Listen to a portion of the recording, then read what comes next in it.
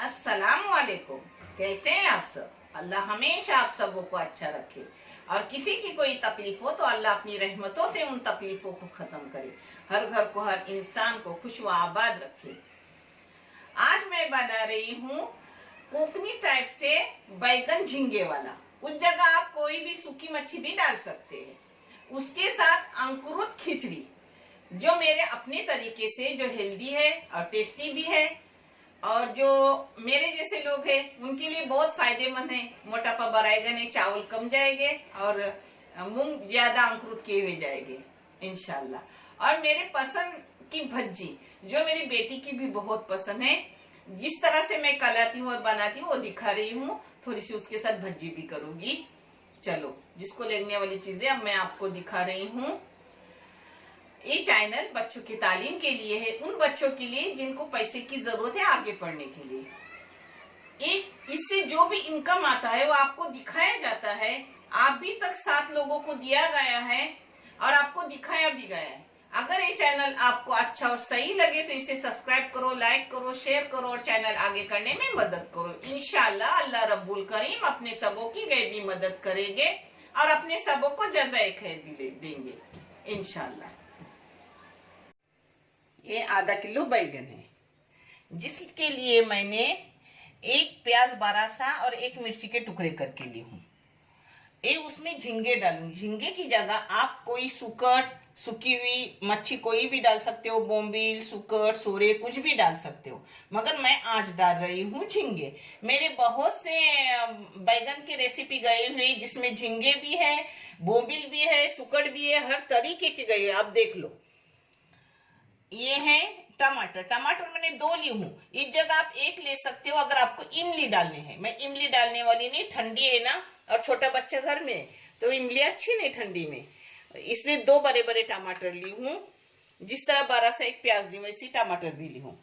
और इसमें मसाले जाएंगे, लाल मिर्ची और बेडगी पाउडर जो घर में पिसी हुई रही थी वो है 2 चाय की चम्मच, 1 चाय की चम्मच धनिया पाउडर है और पाव चाय की चम्मच हल्दी पाउडर है। ये नारियल की चून है।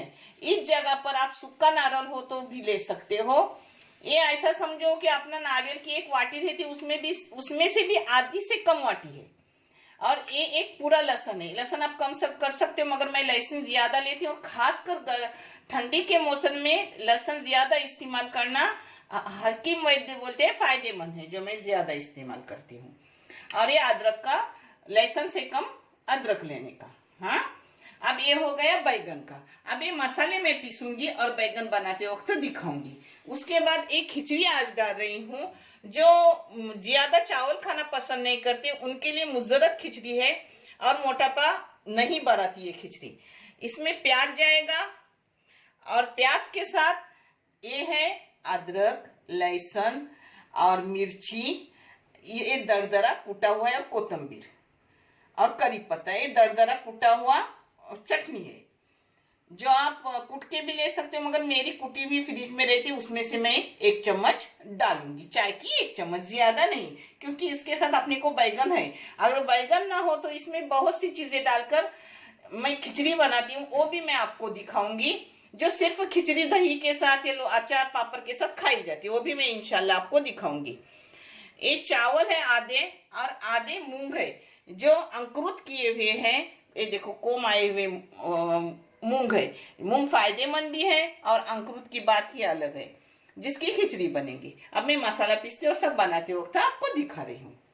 ये देखो अपना मसाला करके हो गया और यहाँ मैंने बघार चढ़ाई हूँ। इसमें मेरा जो रहा हुआ तेल था वही डाली हूँ, मैं निकाल के रखती हूँ ज्यादा हो जाए तो। और तेल मैंने 2 बड़े बड़े चम्मच डाली हूँ, आप कम ज्यादा कर सकते हो। अब एक इधर मैं अपने धो के लिए हूँ बैगन, उसके टुकड़े कर रही हूँ, एक इधर बघार दे रही हूँ, यानी एक साथ 2 काम हो जाएंगे। बैगन ज्यादा रखने से काले बन जाते हैं।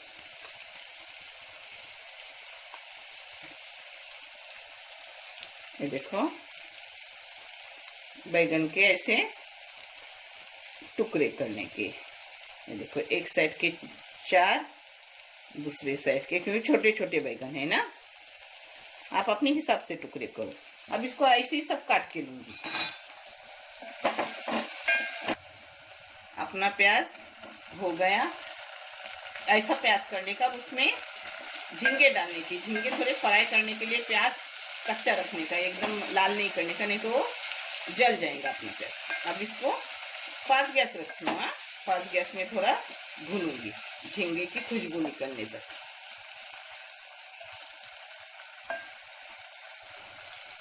इसमें डाल रही हूँ, अब 2 मिनट मैंने झींगा को भून लिया, अच्छे से खुशबू निकली। इसमें टमाटर डाल रही हूँ और टमाटर के साथ साथ ही भूनने के लिए मसाले डाल रही हूँ अपने, जो मैंने बारीक किए। मसाले सब जाएगा, क्योंकि चावल के साथ यही लगा के खाना है। आप कम ज़्यादा कर सकते हो मसालों को, मगर मैं सब लूँगी।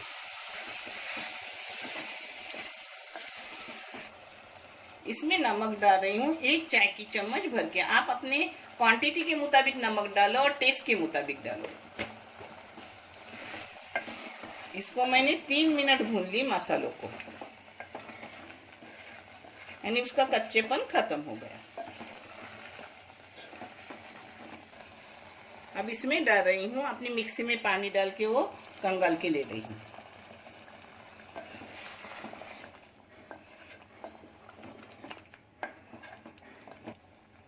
अब इसमें बैगन डाल के एक उबाल लूंगी और मीडियम गैस करके रखूंगी, और वही जगह पे आपको खिचड़ी बना के दिखा रही हूँ। बैगन पकने तक खिचड़ी डाल रही हूँ।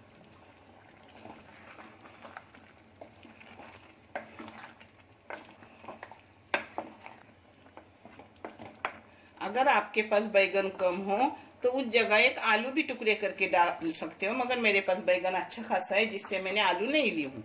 अब इसको बारीक गैस करके रख रही हूँ पकने। ये अपनी खिचड़ी पक रही है। खिचड़ी के लिए 1 प्याज मैंने ली हूँ, एकदम बड़ा नहीं, एकदम छोटा, दरमियानी साइज का।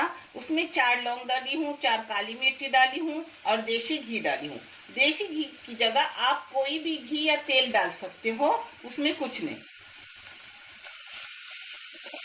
देखो, इसको अब थोड़ा बघारूंगी। इसमें डाल रही हूँ चाय की आधी चम्मच जीरा बघारने के लिए। इसमें डाल रही हूँ 1 टेबल स्पून, जो मैंने आपको बताई वो चटनी। ये देखो, इसको 2-3 दाव मार दी। अब इसमें डाल रही हूँ अपने अंकुरित मूंग बघारने के लिए।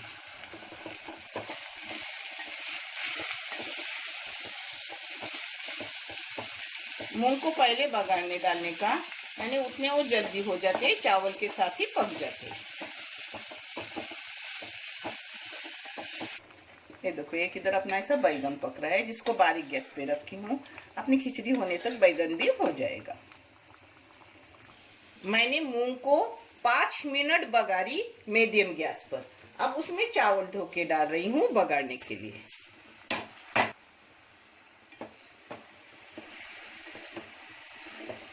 अब इसको एक साथ बघार रही हूँ फास्ट गैस पे।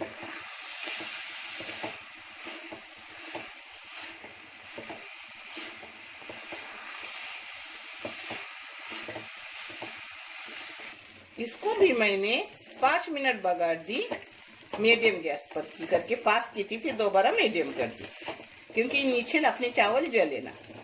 ये बघारने से अच्छे से पकते हैं और मूंग भी अच्छे से हो जाते हैं चावल में ही।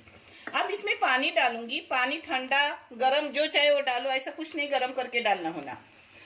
और इसमें 1 गिलास अगर चावल और मूंग पककर के 1 गिलास हो तो उसके लिए, पुराने चावल हो तो 2 गिलास पानी, और मीडियम हो तो 1.5 गिलास पानी, और नए हो तो 1 गिलास के लिए 1 गिलास पानी। मैं अंदाजन डाल रही हूँ, मगर पानी का नाप मैं आपको बता रही हूँ।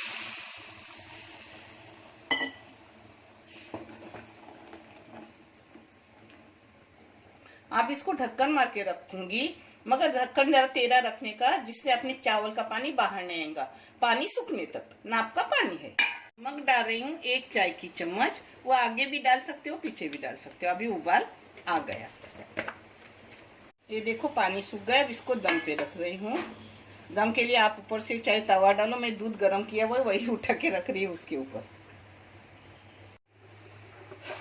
ये देखो, बैगन भी अपना अच्छे से गल गया और पूरा हो गया। लास्ट में इसमें अगर कोथिंबीर हो तो डालने की, नहीं हो तो कोई बात नहीं।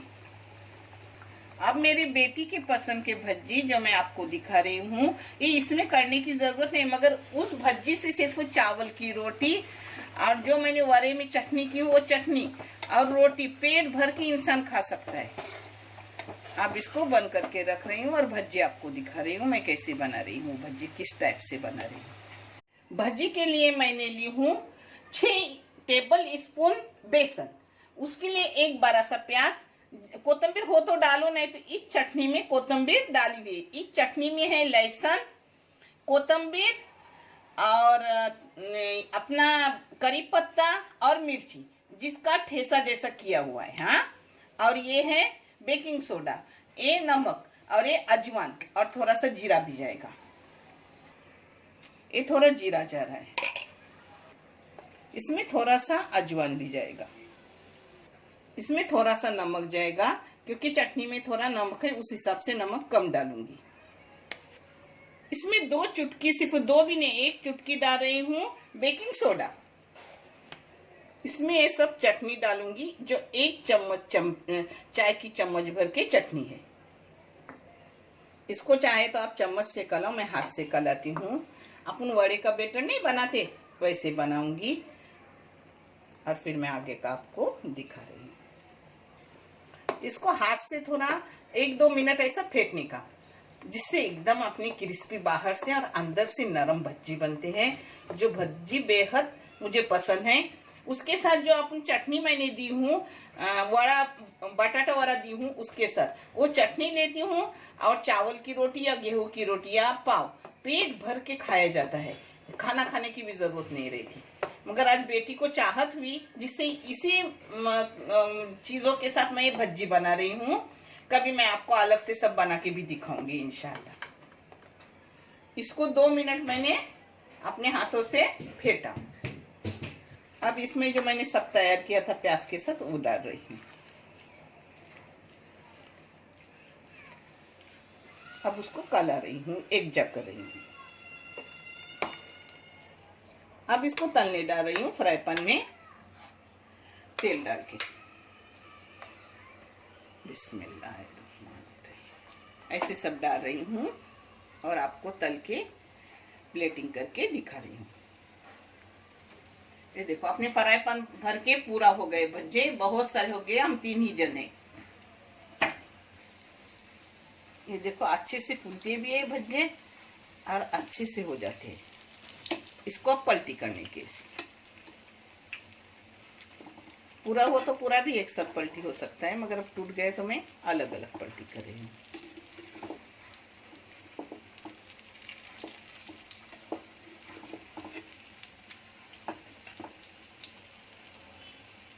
ये देखो हो गया ना अपना पलटी।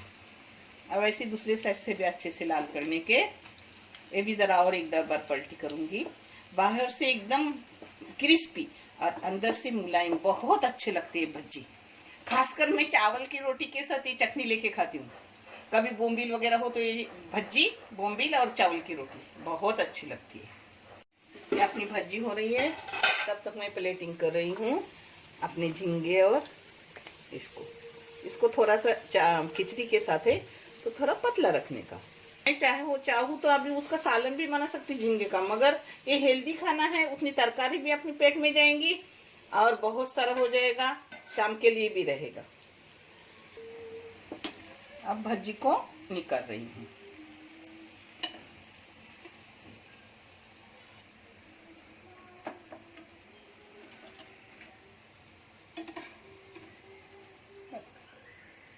ये अपनी अंकुरित मूंग की खिचड़ी, ये देखो मूंग भी अच्छे हुए ले हैं। हाँ, चावल तो होती ही जाती है क्योंकि पहले मैंने मूंग को भून ली और अपने पूरा होने के बाद खिचड़ी 5 मिनट बंद करके रखने की, यानी वो उसी ऊब में यानी दम में हो जाती है। हाँ, और हमको छोटा छोटा लगता है इसलिए हम छोटा छोटा करते हैं।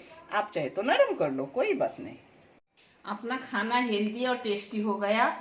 पता है ठंडी में डॉक्टर वैद्य कहते हैं, हकीम कहते हैं अंकुरित चीजें खाओ, यानी अपने कोम आए हुए चीज। जो मैं घर में ही बनाती हूँ। अब मेरे मूंग वगैरह सब लाए हुए मसूर बिसूर रहते हैं, तो उसको अंकुरित करती है। मैं चावल में हर चीज पकाती हूँ, जिससे चावल भी कम जाते हैं और हेल्दी चीजें अपने पेट में जाती है। देखने के लिए बहुत सारा शुक्रिया। जज़ाकल्लाह खैर। अल्लाह हाफिज।